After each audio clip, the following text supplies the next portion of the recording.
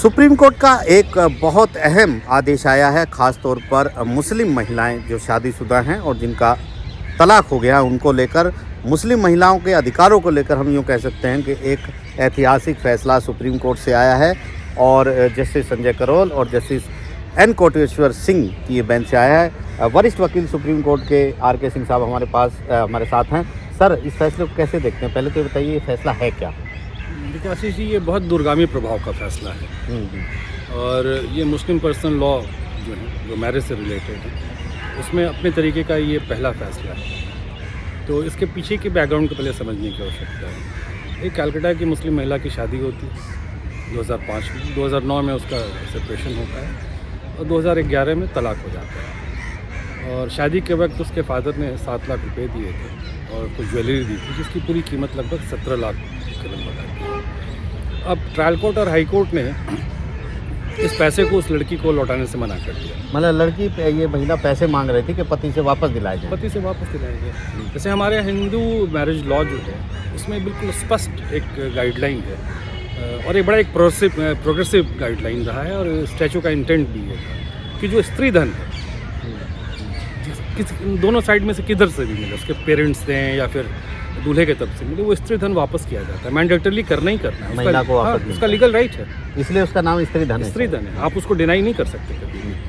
लेकिन जो मुस्लिम personal law था वो ये थोड़ा सा ग्रे एरिया था। जैसे मुस्लिम जो एक्ट है, डिवोर्स ऑन प्रोटेक्शन एक्ट 1886, उसमें क्लॉज 3 में इस बात का जिक्र ज़रूर है, लेकिन अमूमन इसको फॉलो नहीं किया जाता। अब जस्टिस करोल के बेंच ने एक बहुत दूरगामी फैसला किया और कहा कि नहीं, जो लेजिस्लेटिव इंटेंट है उस एक्ट का वो ये है कि एक डाइवोर्स महिला के सस्टेनेंस के लिए और लाइवलीहुड के लिए ये बहुत ज़रूरी है कि जो गिफ्ट या जो पैसे उसके पेरेंट्स ने शादी के वक्त दिए थे और जो उसके हस्बैंड को भी दिए, वो दोनों आपको लौटाना होगा।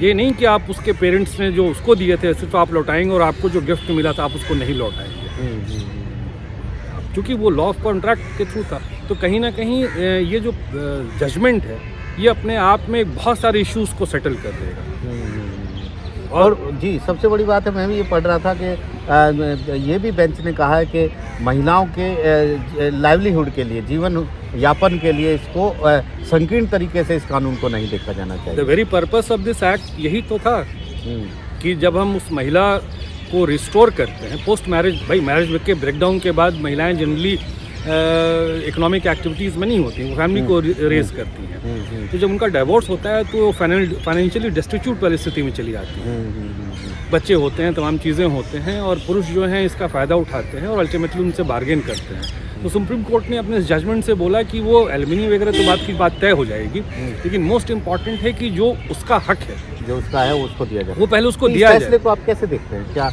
एक तरीके से हम ये कह सकते हैं कि जो हिंदू महिलाएं हैं उनके एक तरह से पैरिटी एक तरह से मुस्लिम महिलाओं को देने की कोशिश की है सुप्रीम कोर्ट ने, महिला as a whole, as a society?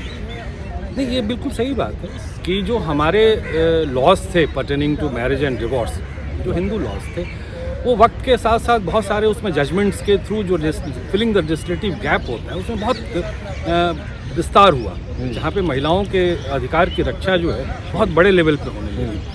लेकिन मुस्लिम जो पर्सनल लॉज थे या मैरिज के लॉ थे वो स्टैग्नेंट रहे। किसी कारणवश जुडिशरी भी उसको टच अपॉन नहीं करती थी कि वो बहुत सेंसिटिव इश्यूज क्रिएट हो रहे हैं। अब साहबानों का केस कौन भूल सकता है? साहबानों के केस के बाद से इस मुल्क में एक अजीब सा माहौल बनाया गया था कि आप पर्सनल लॉज को टच करेंगे तो आने वाली सरकारें उसको बदल देंगी या तमाम चीज़ें हो जाएगा, जो बवाल उससे क्रिएट हुआ था। लेकिन अब आज के डेट में कोर्ट्स कहती है नहीं, महिलाएं जो हैं इस मुल्क की cutting across religion and caste, they are the biggest minority. तो महिलाओं को सिर्फ महिलाओं के तौर पर, महिलाओं को सिर्फ महिलाओं के तौर पे, मुस्लिम या बिल्कुल उनके तौर पे हम नहीं देखेंगे। तो एक बड़ा फैसला है, महिलाओं के अधिकारों को एक नए आयाम देगा खासतौर पर। ये उसी सीक्वेंस का है, जब आप ट्रिपल तलाक को लीगल डिक्लेयर किए, उसी सीक्वेंस का एक और लेजिस्लेटिव जो एक्ट था उसमें इम्प्रोवाइज करके एक जुडिशियल गिफ्ट भी है। तो साफ तौर पर एक बड़ा फैसला है जिसका असर दूर तक जाएगा। नई दिल्ली से आशीष भार्गव, NDTV इंडिया।